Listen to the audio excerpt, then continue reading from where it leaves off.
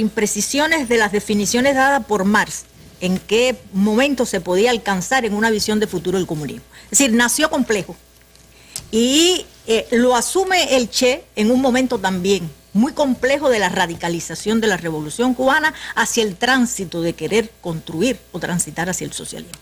Y por supuesto, Fernando hablaba de algo que me parece importante tener en cuenta, y es la preparación y capacidad intelectual, esa vocación intelectual que distinguió al Che desde muy joven, porque de los 17 años nos enfrentamos a que está estudiando filosofía por vocación e inclinación propia, poco como la columna vertebral de su pensamiento, y esto es interesante, porque a partir de esa filosofía es que se hace marxista, cuando ya discrimina qué papel a seguir dentro de esto. Y es importante porque era uno de los más preparados dentro del proceso de transición hacia el socialismo en Cuba para abordar este problema. Por supuesto, no estaba preparado para encontrar tantas dificultades que ya se presentaban en el mundo socialista, en el que se llamaba el socialismo existente. Y él lo mismo lo dice en los documentos que escribe, porque no se trata de conocer marxismo, no se trata de la obra de la revolución nuestra autóctona y que está creciendo a partir de nuestro propio proyecto revolucionario, del que formaba parte, sino que además de pronto se veían los obstáculos frenados, como él mismo dice, por la incongruencia que nos venía. Hoy yo leí una cita donde él claramente lo manifestaba. Se copió, y a veces copiamos muy mal, pero copiamos muy mal no solo porque lo queríamos, sino porque ese era el mundo en que se vivía, y esos fueron los errores que se cometieron en el mundo socialista. Yo puedo decir, porque bueno, nosotros hemos publicado los apuntes críticos a la economía política y recientemente los apuntes filosóficos, que son lecturas obligadas para todo el que quiera penetrar en esta realidad de la transición socialista.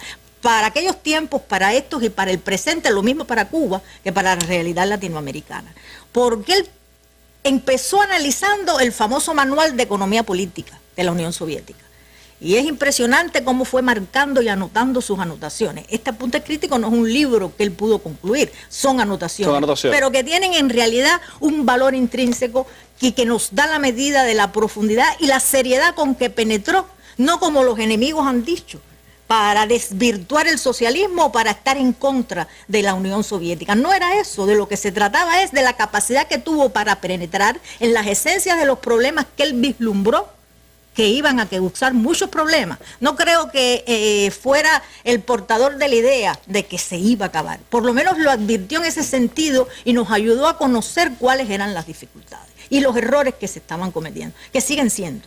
Y que además no hemos sido nosotros en la realidad cubana exentos de esos problemas. El dogmatismo, el sectarismo, de todo eso se pueden citar citas muy congruentes dentro de este pensamiento y que lastramos inclusive en muchos momentos y sectores de la realidad cubana. Y eso lo dijo y es impresionante, porque ese penetrar en la realidad de su mundo bajo estas características alertó de que nosotros debíamos por nuestra propia cuenta y creatividad crear un socialismo lo más cercano, como él mismo dijo, a la realidad de Cuba, que sea un socialismo cubano independientemente de las diferencias o las dificultades de nuestro subdesarrollo y dependencia. Porque además esto también es interesante.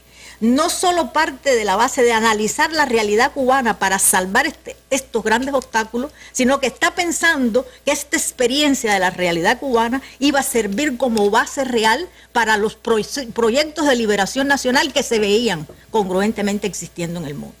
Y sobre todo en la parte subdesarrollada. ¿Qué cosa es el mensaje a la tricontinental? Pero no solo el mensaje a la tricontinental, que es el llamado a la lucha. Hay un discurso que se nos olvida, que es el discurso de Argelia, que fue en su tiempo criticados por unos y alabados por otros. Y lo que se vio, porque además fue una crítica muy fuerte a la actitud de los países socialistas, y quedó opacado todo lo demás que dijo. Pero yo siempre recomiendo que es muy importante leer la otra parte, que con toda intencionalidad lo marcó. Fernando hablaba del tema del desarrollo. Aquí es una lección de cómo actuar consecuentemente bajo la realidad y condicionamiento de los países subdesarrollados para transitar por un camino que es difícil, pero que en realidad tiene un punto final, que es transitar a una sociedad emancipada y mejor. Porque siempre el Che tuvo esa mirada desde el sur, desde los países nuestros. Él miró lo que estaba ocurriendo allá, pero mirando cómo desde nuestros países podía cambiarse esa realidad. Extraordinariamente interesante porque, bueno, Fernando siempre califica el socialismo del hombre de Cuba como el manifiesto para Cuba y la realidad, pero es que además todo esto él lo pensaba bajo esas circunstancias. Es nutrirse de la realidad y la experiencia de nuestro país para que realmente sirviera de base sustrato a los cambios que se venían produciendo o debían producirse, y alertaba cómo hacer consecuentemente para una idea que lo agobiaba permanentemente, cómo desarrollarnos. Pero cómo desarrollarnos bajo una concepción integral, esa integralidad que se habla del pensamiento del Che está en la integralidad del actuar, que implica además un desarrollo consecuente, porque el problema de la integralidad y del desarrollo está dado porque no es solo mirar hacia la economía como el punto único punto de miras para desarrollar. Es verdad que en países subdesarrollados el desarrollo tecnológico es necesario, pero ¿quién y en qué manos se va a encontrar ese desarrollo tecnológico? Es necesario formar un hombre, y aquí está el tema que tú le preguntabas a Randy, y no por gusto. El artículo que escribe en marzo del 65, meses antes de su salida definitiva de Cuba, se llama El socialismo y el hombre en Cuba. Hay que preguntarse también por qué es ese título. Con toda intencionalidad lo hizo, no solo para sintetizar el pensamiento consecuente de qué fue el proceso revolucionario cubano desde sus orígenes y en qué punto estamos, sino además que sirviera de soporte para que los otros países bebieran como un conocimiento, pero no como copia. Porque además eso lo tenía bien presente, siempre advertía, la realidad de Cuba es cubana. Y los otros tendrán que emprender el largo camino difícil bajo sus condicionamientos y realidades. Y eso dice mucho de lo que el Che realmente tiene como capacidad, no solo para interpretar, sino para actuar. Y que además se explica lo que él decide hacer cuando ya pensaba que la revolución cubana estaba consolidada y que era necesario partir para continuar el apoyo de los movimientos de liberación nacional, sobre todo en los países del sur, como bien tú dices.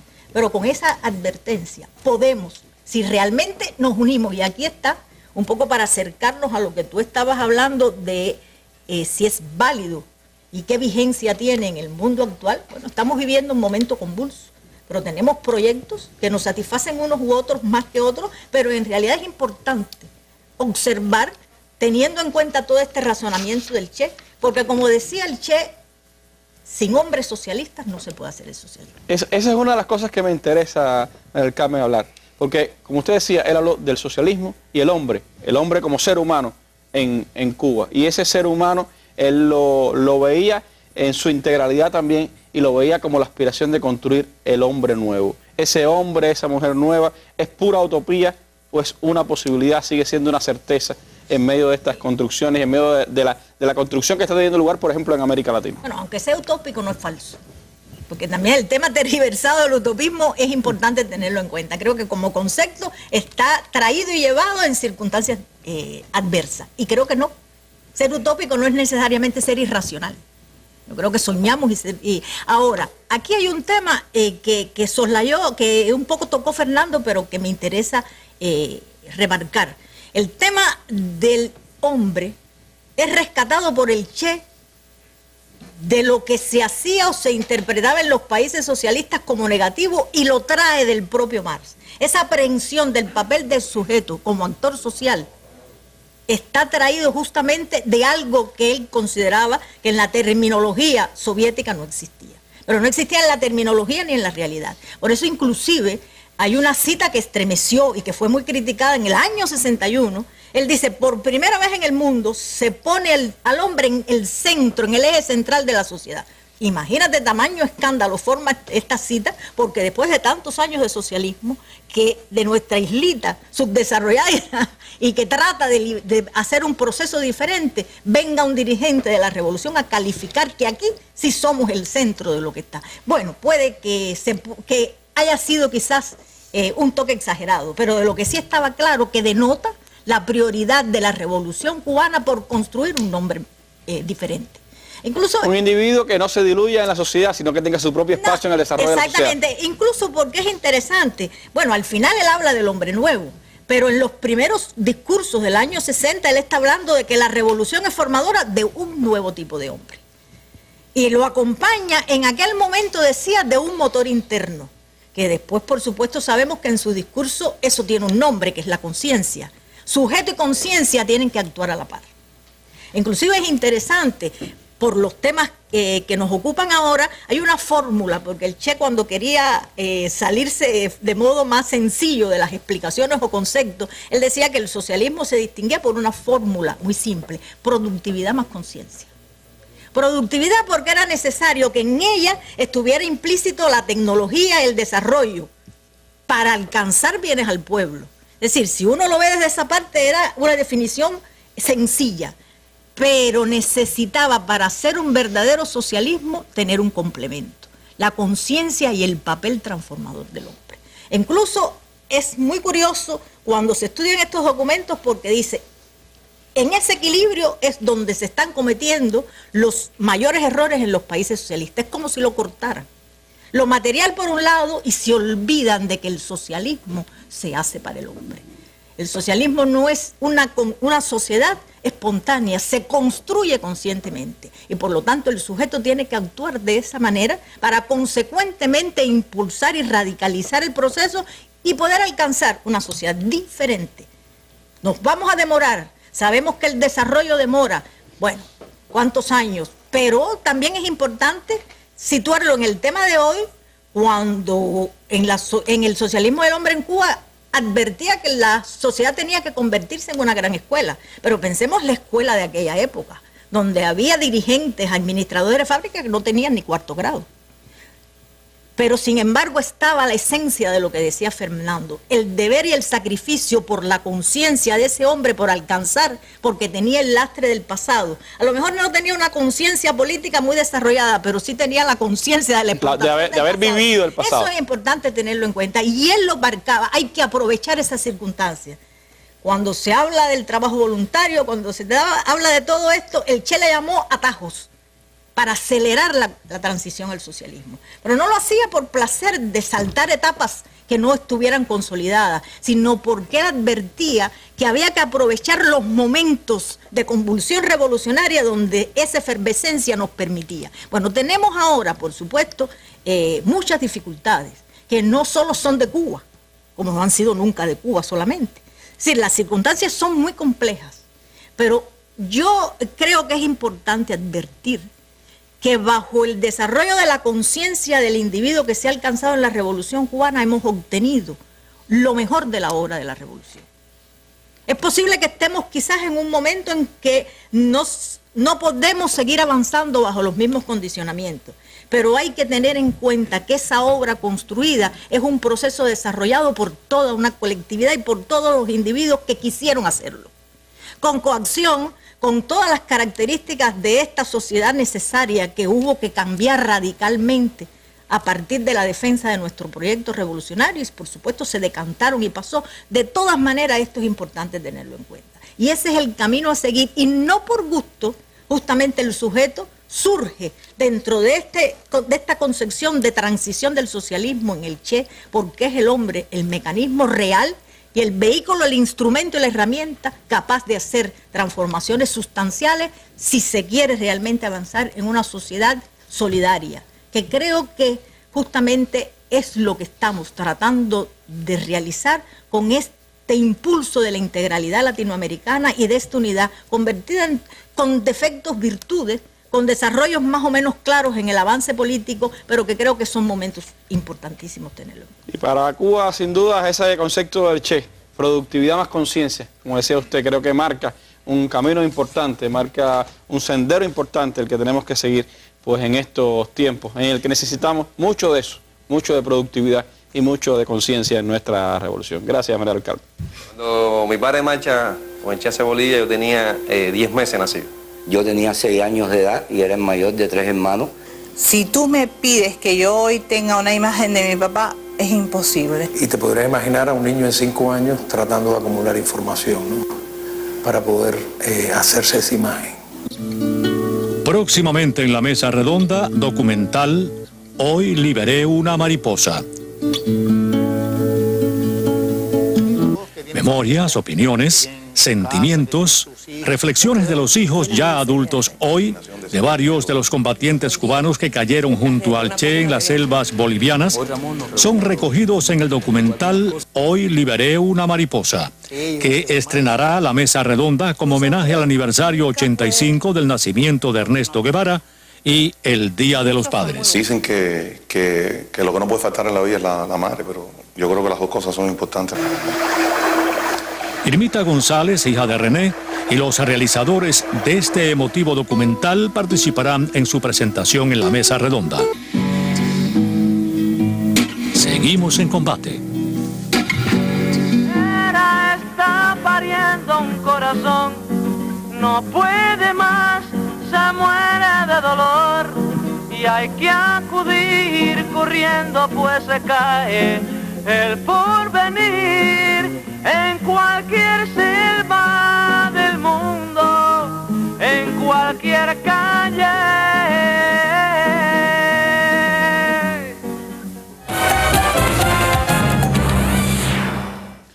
Todos los días, decía el Che, hay que luchar porque ese amor a la humanidad viviente se transforme en hechos concretos, en actos que sirvan de ejemplo, de movilización.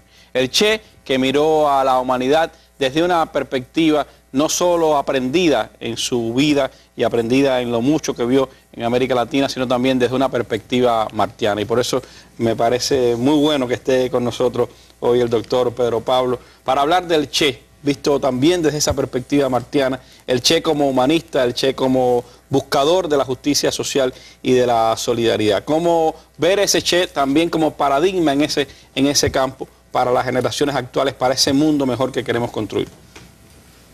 Sí, bueno, yo creo que muchos nos hemos preguntado a menudo cuando leímos algunos lo escuchamos, otros lo leímos y varias veces uno lo ha podido volver a leer.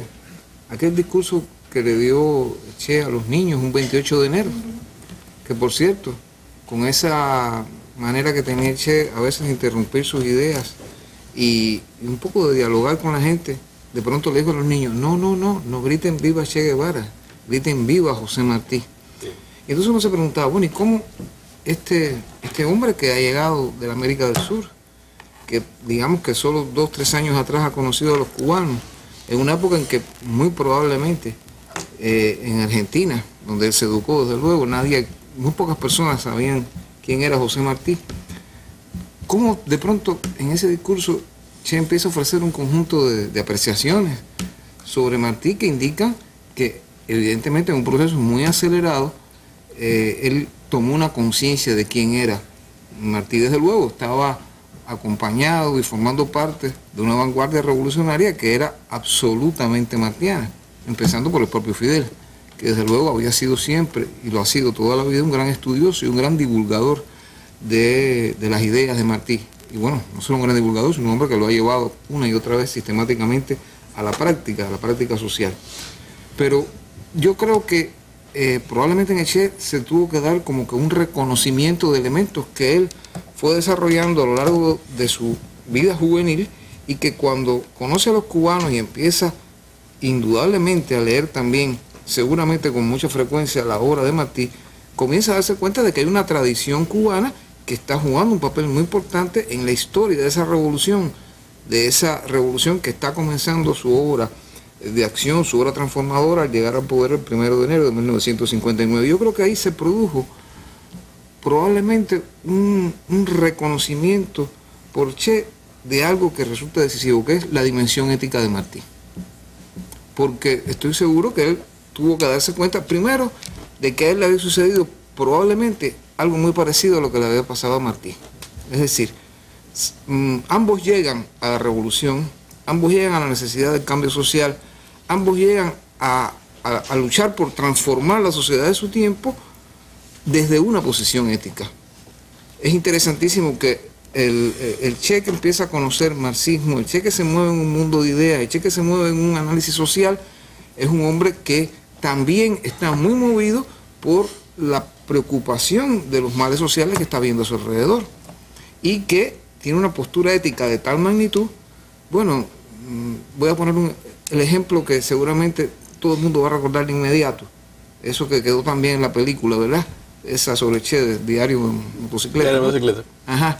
De la reacción del Che en el leprosorio, cuando ve a aquella gente un poco abandonada y cuando además se da cuenta de lo que está pasando allí y hasta qué punto su profesión de médico puede o no resolver el profundo problema social que está detrás de aquellos enfermos y que está causando que efectivamente esta sea una enfermedad que, en fin, es casi que endémica en aquella zona. Y este conflicto que va a tener aquel joven entre cómo resolver aquel problema y hasta qué punto ciertos elementos analíticos pueden ayudarlo o no. O sea, desde luego, en la formación de toda persona, y más un intelectual de la talla de Che Guevara, tienen que influir un conjunto de factores que se van conjugando, pero donde este elemento ético de preocupación por quienes están a su alrededor y por los sectores más desposeídos, más desprotegidos, va a tener un valor esencial, porque eso es lo que lo va a llevar a una postura humanista y que va a hacer que aprovechen en determinado sentido pues los elementos analíticos, los elementos racionales, los elementos de análisis que le va a proporcionar, sobre todo en un momento dado de su vida, ese instrumental marxista. Y lo interesante es que, habiéndose formado de algún modo con esos elementos de un marxismo que en muchos casos todavía tenía muchos aspectos, muchos rasgos de un marxismo dogmático, un marxismo propio y venido y adquirido por los sectores marxistas latinoamericanos, sobre todo de la experiencia de la Unión Soviética y del marxismo que se enseñaba desde la Unión Soviética. Sin embargo, el Che no solo es un hombre de amplitud de criterios antidogmáticos en los propios planteos teóricos, sino en su propia apreciación de los elementos de la identidad continental y de los elementos del pensamiento latinoamericano, en este caso del propio Martí. Yo creo que hay como un reconocimiento, como una identificación, un poco que yo diría que de alguna manera me parece como que Che se vio ante un espejo cuando empezó a tener ese contacto con Martí, y que a mí no me cabe la menor duda que en el conjunto de sus textos se evidencia, yo diría, un cierto sabor martiano en su obra. Hay un cierto sabor en que uno se da cuenta de que es una persona que se le escapa. Bueno, eso es lo que nos pasa a todos, ¿no? Cuando trabajamos mucho con Martí, que Martí se te va metiendo dentro y de pronto tú te das cuenta que casi que sin quererlo estás un poco escribiendo de algún modo o expresándote un poco casi con ideas muy similares o con palabras muy similares a las que usaba Martí, y eso se aprecia en muchos casos en los escritos de Che. Pero una de las cosas, en su opinión, pero Pablo, que puede haber salvado también esa visión del Che, no subsumida en el dogmatismo del marxismo quizás en la época, tiene que haber sido necesariamente esa vivencia social que él tuvo.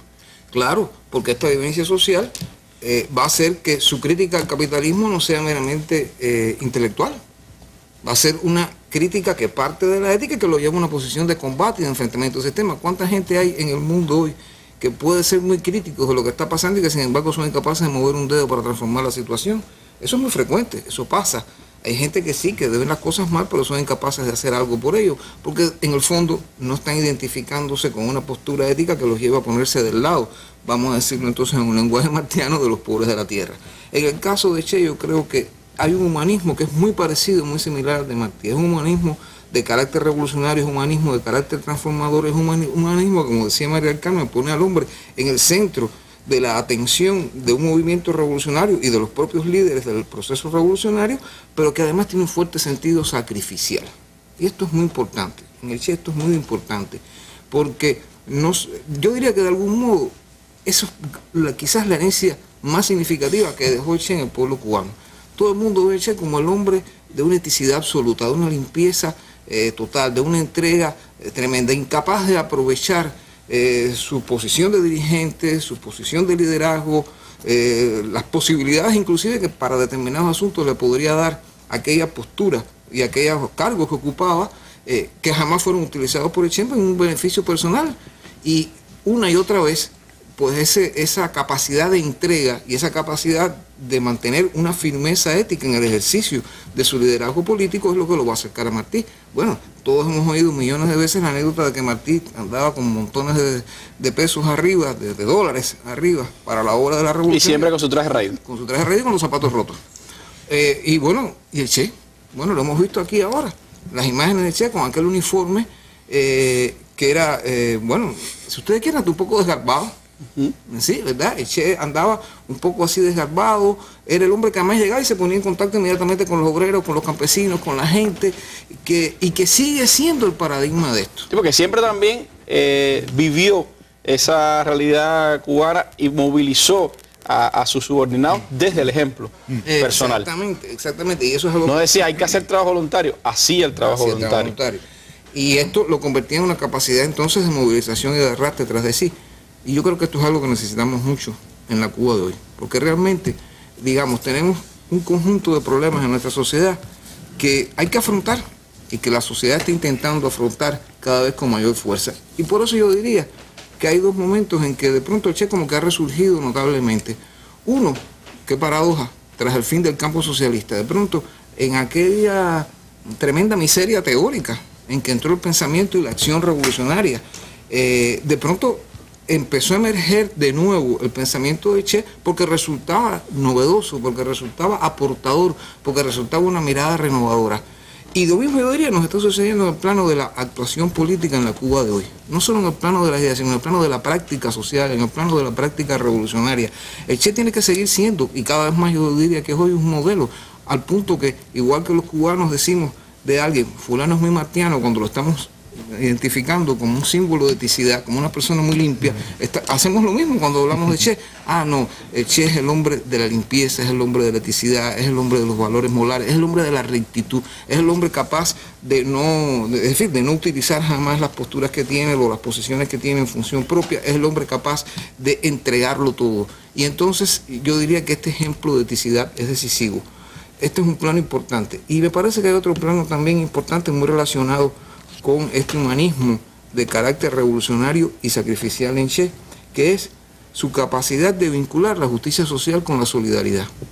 Y yo diría que esto es algo inclusive aportador, porque quizás otros lo hicieron, y desde luego quizás mucha gente y muchos líderes revolucionarios y transformadores lo hicieron en distintos momentos, pero el Che además se lo planteó en el plano teórico, en el plano de explicarlo, en el plano de analizarlo, en el plano de hacer y de explicar por qué tenían que andar juntos. No era concebible una justicia social encerrada en los marcos de una determinada sociedad sin pensar a escala mayor, sin pensar a una escala superior. Y no lo hacía simplemente, yo decía así esta mañana, por razones de geopolítica. Ella no era un analista frío de los asuntos, no era una persona que estaba explicando los problemas. Decía yo hoy por la mañana, bueno, cuando Che dice hay que crear 2, 3, muchos Vietnam, no solamente es ese olfato, ¿no? Esa sensibilidad, hay olfato de político, hay olfato de hombres que se están dando cuenta de cuál es la situación mundial en aquellos momentos, pero también hay una sensibilidad de decir, Vietnam no puede estar solo. Y eso los cubanos lo sabemos bien porque eso fue, digamos, un caballo de batalla importante en esos años, porque además si algo nos enseñó la Revolución Cubana es que no sufrimos una agresión militar directa de los Estados Unidos en ese momento porque Vietnam estaba allá y Vietnam estaba peleando por nosotros, y por consiguiente eso nos hizo comprender muchas veces que también nosotros teníamos que entregar todo lo que pudiéramos por Vietnam y por otros lugares. Como también se dio cuenta, y no solo por razones geopolíticas, sino porque además pasó por allá, de cuál era el papel creciente que iba a tener África en las relaciones internacionales, como está sucediendo en el mundo de hoy, y que se iba a convertir, como está haciendo, en una reserva del capitalismo, una reserva del mundo capitalismo y de la cultura del capitalismo para tratar de preservar el sistema y de hacerlo avanzar. Y ese es el otro punto sobre el que quería tratar, que es que me parece que todos estos elementos de humanismo y de eticidad en el Che son posibles porque el Che tuvo una profunda mirada crítica no sobre el capitalismo como sistema económico-social, sino sobre la cultura burguesa, sobre algo de mayor alcance. El Che fue un profundo crítico de esa cultura burguesa, de su sensibilidad, de sus aspiraciones, de sus deseos, de sus capacidades de establecer su hegemonía y además, y sobre todo, de su lógica. Por eso pudo decir que no se podía construir el socialismo con las armas mediadas del capitalismo. Es decir, él entendió perfectamente que hay una lógica del pensar, del razonar y del actuar en el capitalismo. Si actuamos desde esa misma lógica, los resultados, desde luego, no van a ser los que, aunque con la mejor voluntad quisiéramos, no los vamos a poder alcanzar. La grandeza del Che, su humanismo, su sentido de la justicia social, de la solidaridad, esa que nos sigue acompañando cuando los cubanos están en otras partes del mundo, esa que sigue siendo también presencia permanente cuando los hombres y mujeres del mundo salen a luchar por sus derechos a las calles, y allí está el Che, permanente, dando su mensaje al mundo de que luchar es la única manera realmente de vencer. Gracias, Pedro Pablo.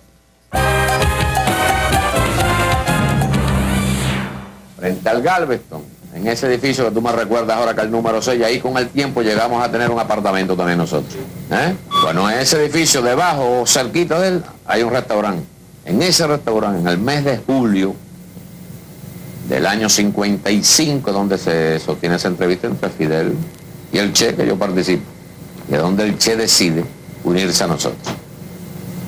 Por eso Fidel dice que el Che y yo fuimos los primeros en formar parte de la lista de los futuros expedicionarios. Entonces Fidel, donde primero para, él llega en julio, es en el cuartico que yo tenía en el Galveston. Entonces yo me voy a casa de María Antonia. Pero un cuartico muy chiquito y no cabíamos ni siquiera los dos.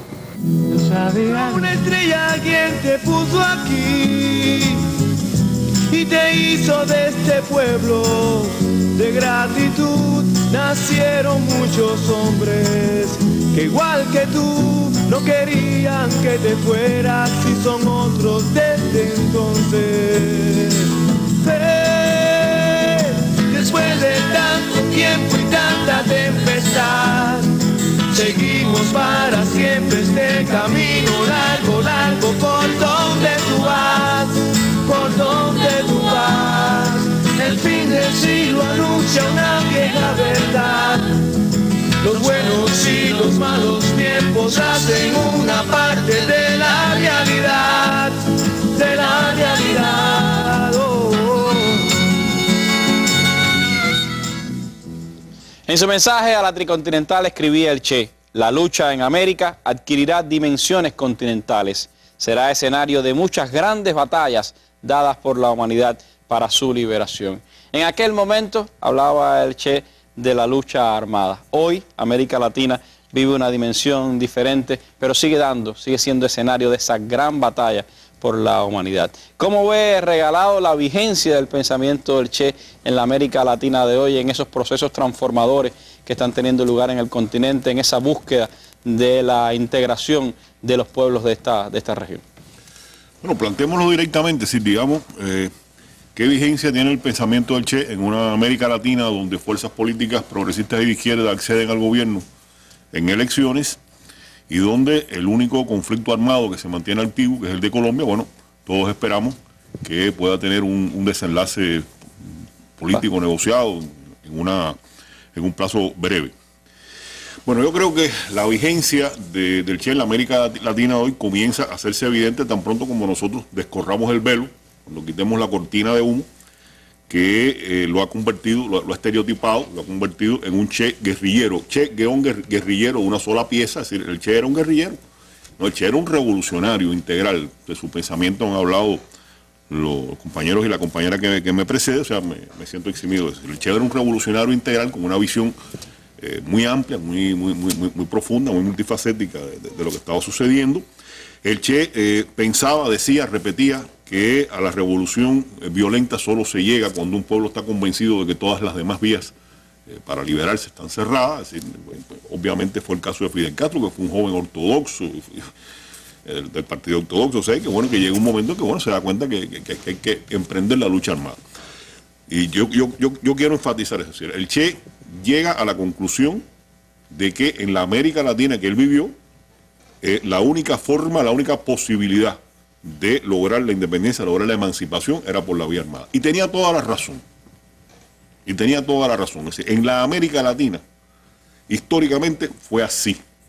Antes de la Revolución Cubana, ¿qué teníamos? Bueno, teníamos a la izquierda tradicional aferrada a la política de frentes populares, que durante la época en que hubo una alianza entre los Estados Unidos, Gran Bretaña y la Unión Soviética, en efecto, bueno, se abrieron ciertos espacios en algunos países que le permitieron a esa izquierda, por la vía legal, ocupar espacios institucionales, ocupar espacios en lo social. Pero de ahí no pasó. Viene después el fin de la Guerra Mundial, viene el estallido de la Guerra Fría, y aquellas posibilidades que durante un tiempo existieron se cierran por completo. Y lo que tenemos es una izquierda aferrada a una política que ya era obsoleta. Y para América Latina en particular, mucho más. Que era una política que llegó a ser hasta suicida. Entonces, parte de eso es lo que precisamente lleva a la Revolución Cubana, Fidel Castro, el movimiento 26 de julio, bueno, emprender la lucha armada revolucionaria. Pero bueno, digamos que el Che lo asesinan en Bolivia, en el año 67. Y bueno, y después del asesinato del Che, ¿qué sucede? Bueno, después del asesinato del Che, inmediatamente después se trata de presentar la experiencia de la Unidad Popular en Chile como un argumento de que, mira, aquello no, esto sí. Pero pasaron apenas 3 años y vino el golpe de Estado contra Pinochet. Y, ¿El golpe de Estado de Pinochet contra Allende? Perdón, el golpe de Estado de Pinochet. El golpe de Estado de Pinochet, bueno, y en uno de los 2 países que por razones excepcionales la izquierda había podido funcionar en la legalidad con mucha más, digamos, regularidad, sistematicidad que en otros países, que una era Chile y Uruguay. Y en los 2 en el año 73 se cierra por completo la legalidad. Pero otro proceso de reforma social progresista, en este caso encabezados por militares, por Torres en Bolivia, por Torrijos en Panamá, por Velasco en Perú. También esos procesos, bueno, se hizo evidente que no tenían posibilidades en las condiciones históricas. O sea que antes y después de la muerte del Che, la lucha armada podría no tener éxito, podría ser derrotado o podría fracasar en uno u otro lugar. Pero lo que sí no tenía posibilidad alguna era una transformación pacífica, una transformación por vías legales de la situación. Y eso se mantiene así hasta que cambia la situación internacional, yo diría a partir del derrumbe del socialismo real, todo eso que ocurrió. Pero tendríamos que venir entonces también ahora a decir, bueno, ¿y por qué hoy en América Latina la izquierda, fuerzas progresistas pueden acceder al gobierno por la vía legal? Yo diría, hay un conjunto de factores, por supuesto, y no tengo tiempo para referirme a todo. Pero el fundamental es el acumulado. El fundamental es el acumulado. Si no hubiera habido esas fuerzas que lucharon. Si no hubiera habido una revolución cubana, si no hubiera habido una ola de flujo y reflujo de la lucha armada revolucionaria en América Latina, vamos a decirlo con ejemplos concretos, si no hubiera habido una revolución popular sandinista, después, lamentablemente, derrotada por la guerra de baja intensidad de los Estados Unidos y la capacidad del Frente Sandinista de seguir actuando políticamente como un actor con poder dentro de esa sociedad, no habría hoy un gobierno en Nicaragua electo, el Frente Sandinista electo en las condiciones de la democracia burguesa. Si no hubiese habido 12 años de insurgencia exitosa, muy exitosa, en El Salvador, pues no habría hoy un gobierno del Frente Farabundo Martí para la Liberación Nacional electo en elecciones democrático-burguesas. Y ahí se ve claro, pero hay otros casos donde quizás no se ve tan claro, pero también está ahí. Bueno, ¿cómo han regresado al gobierno entonces aquellos guerrilleros que hoy dirigen en Brasil, en Uruguay? Exactamente. Entonces, ¿quién es Pepe Mujica? ¿Quién es Pepe Mujica? Bueno, pues si no hubiera habido un movimiento de liberación nacional Tupamaro, cuando lo hubo, bueno, no sé. Pero también hay otras donde no se ve. ¿Quién es Hugo Chávez? ¿Quién es Hugo Chávez? Bueno, Hugo Chávez es el heredero de una tradición de la izquierda venezolana, de la izquierda insurreccional venezolana, que en la década del 60, como decía un compañero, cada vez que había un movimiento insurreccional en Venezuela, revolucionario, había una conexión con las Fuerzas Armadas. Y se estaba esperando una insurrección de un sector de las Fuerzas Armadas que tenía conexiones orgánicas con la izquierda. Entonces, eso se reproduce y Chávez es heredero de esa tradición. Y bueno, y no hay compañeros y compañeras que vienen del ELN, no de la generación fundacional de Che, sino de aquella que trató de rescatar la experiencia del ELN, que tienen un papel activo en la construcción del instrumento político boliviano, del movimiento del socialismo. Es decir, todo esto está.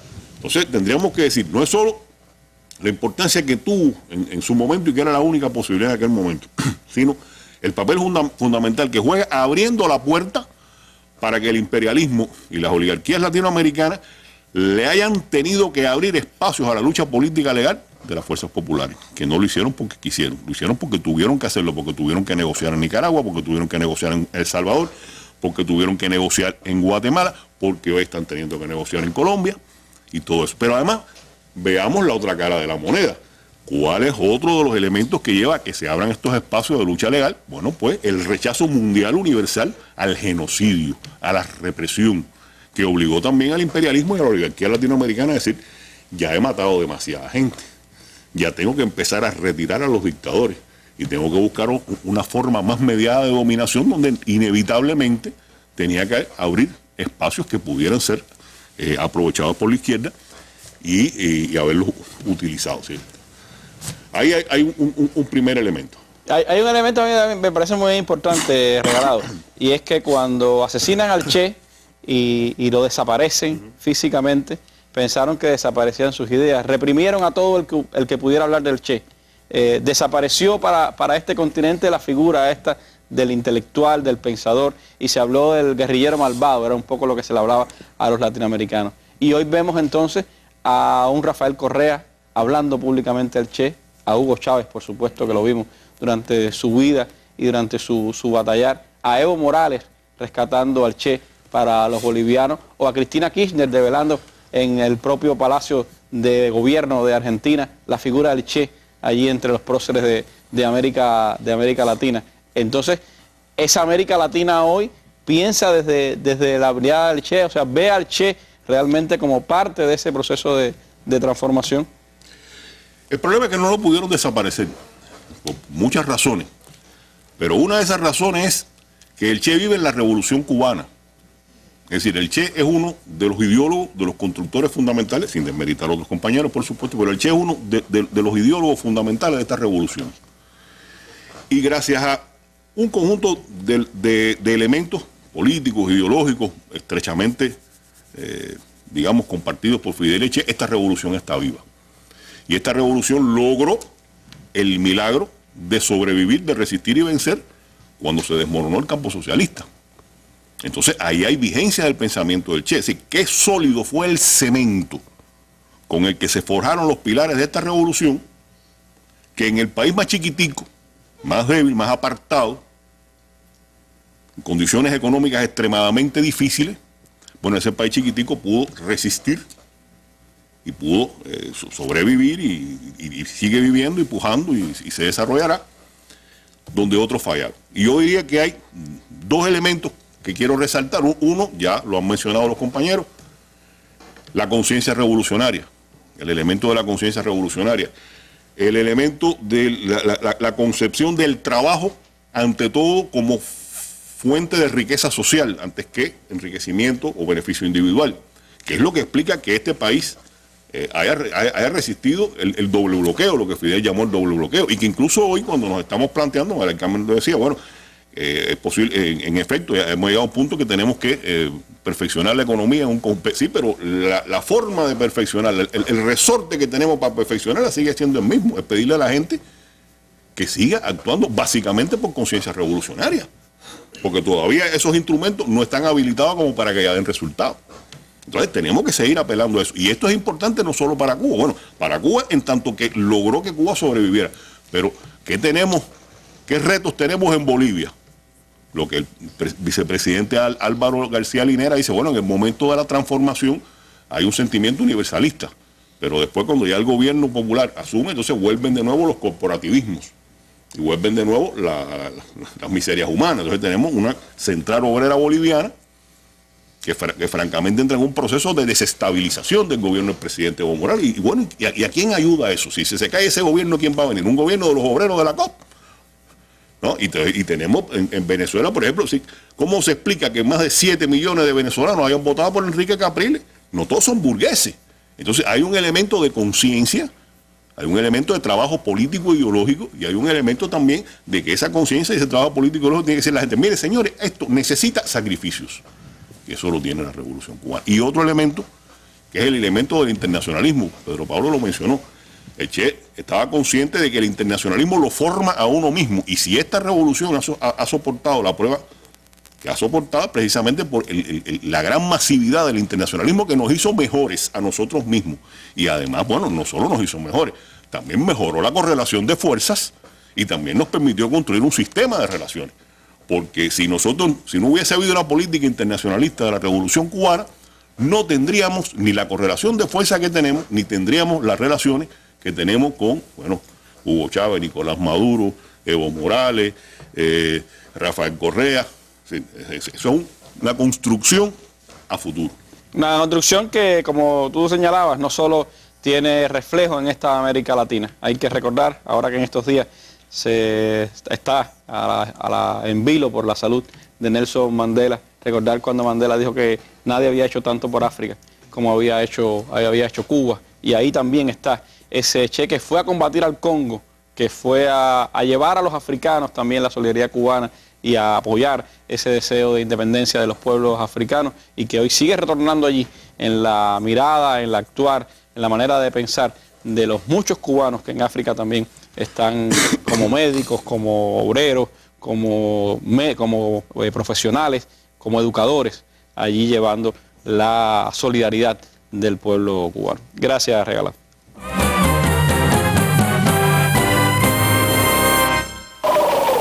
Ahora sí, la historia tendrá que contar con los pobres de América, con los explotados y vilipendiados de América Latina, que han decidido empezar a escribir ellos mismos para siempre su historia.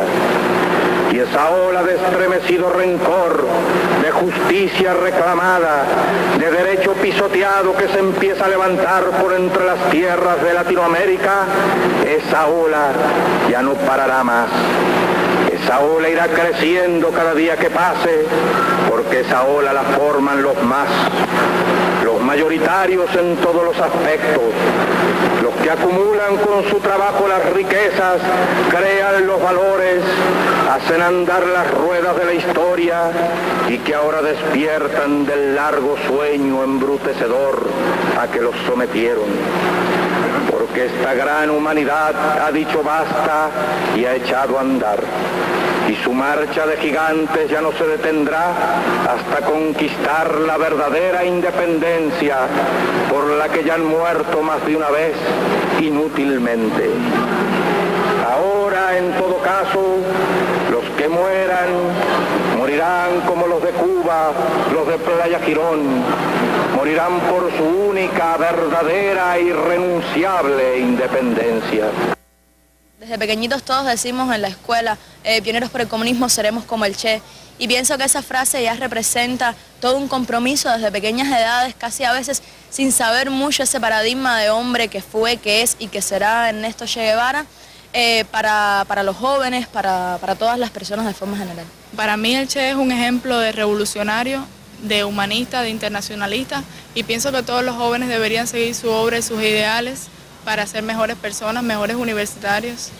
Para mí ser como el Che significa ser yo mismo, o sea, es poder ser un joven auténtico, poder ser revolucionario, tener idea propia, poder defenderse ante cualquier escenario, poder crear, tener capacidad para debatir. O sea, yo siento que puedo ser o parecerme más a la persona que él fue, aportando al proceso de construcción de la sociedad, debatiendo y apropiándome de sus ideas para la creación, no imitándolo. Mientras haya opresión, mientras existe el imperialismo, siempre la figura del Che va a estar vigente, porque es una figura libertaria, un ícono internacional antiimperialista. Aprendimos a quererte desde la histórica altura, donde el sol de tu bravura le puso cerco a la muerte. Aquí se queda la clara, la entrañable transparencia de tu querida presencia, comandante Che Guevara.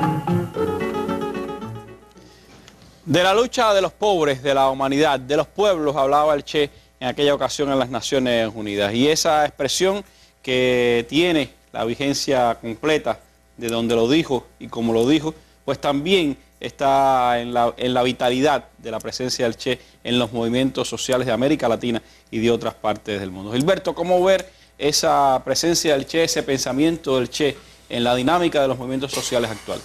Bueno, el lugar en la mesa me permite glosar estas 4 excelentes intervenciones y yo diría que estamos frente a un nuevo escenario y territorio político en América Latina. Regalado ha hecho una síntesis muy buena sobre esto y la presencia del Che, ese valor permanente que decía Fidel en el proceso revolucionario latinoamericano, es muy evidente en primer lugar en que todo lo que parecía después de la muerte del Che, aplastado, acallado, luego de épocas de profundo malestar, de saqueo, de humillación, se levanta desde el sur.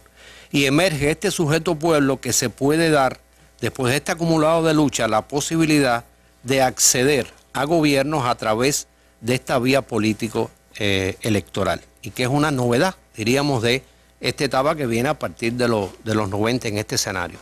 Este es un escenario que tiene avances indiscutibles, que tiene tensiones y también grandes desafíos. Y uno de esos desafíos, ya que se ha hablado tanto de la ética, es ético, es moral. Y tiene que ver con el conflicto entre la necesidad que tiene este sujeto pueblo de utilizar estos mecanismos de la propia democracia burguesa para subvertirlo desde adentro. Es decir, de hacer un uso contrahegemónico, diríamos, de esos propios mecanismos políticos electorales. Y esto es positivo, pero al mismo tiempo está el desafío y el peligro de la corrupción, de la cooptación, y ahí entra con mucha fuerza, yo diría, la presencia ética y moral del Che.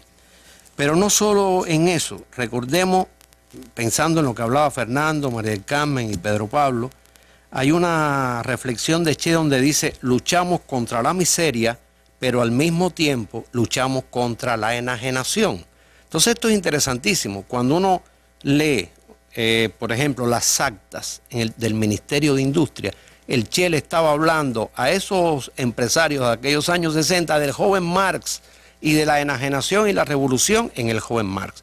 Entonces hay una mirada del Che, el pensamiento del Che no podemos agotarlo en las vías concretas que utilizó en aquellos años. Decir, por ejemplo, que el pensamiento económico del Che, a mi juicio, se agotó en el sistema presupuestario de financiamiento es un error. Es mucho más, evidentemente. Ahora, el Che no separaba la economía de la política, de la sociedad, de la cultura. El Che tenía una visión integral del poder y de la dominación. No veía la dominación como algo externo solamente a nosotros, sino como un sistema que integraba las tramas, las relaciones sociales, las instituciones, que en su momento las estudió, y las lógicas del capital. Y el desafío era ir más allá de la lógica productiva y de la lógica cultural del capital. ¿Cómo lo logró? Con las herramientas de la época y del momento. Y hoy tenemos que rescatar precisamente esa profundidad, esa hondura de ese pensamiento de Che Guevara. Recordemos también que la conquista no fue solo de territorios y de recursos. La conquista fue también de los cuerpos en nuestra América, y fue también de las subjetividades. De las mentes. De las mentes, y fue también de las identidades. Entonces hay un acumulado de lucha anticolonial que sigue estando presente porque los intentos de recolonización de nuestra América están ahí latentes también, ¿no? Luchas que se vinculan con una perspectiva también antineoliberal. Ahora, ¿dónde está presente el Che? En estos sentidos éticos y políticos de la lucha anticapitalista. Yo pienso que hoy en día hay novedades. Una de las novedades es la noción más dialéctica de que es necesario al mismo tiempo tomar el poder, construir el poder y refundar el poder. Es decir, no podemos verlo de manera estanca. Y también que se ha superado lo que muchos autores llaman negativamente como estrategismo. Es decir, la idea de que vamos a tomar el poder y solamente después vamos a resolver el problema de las mujeres, de las poblaciones indígenas, de los pobladores, etcétera, etcétera.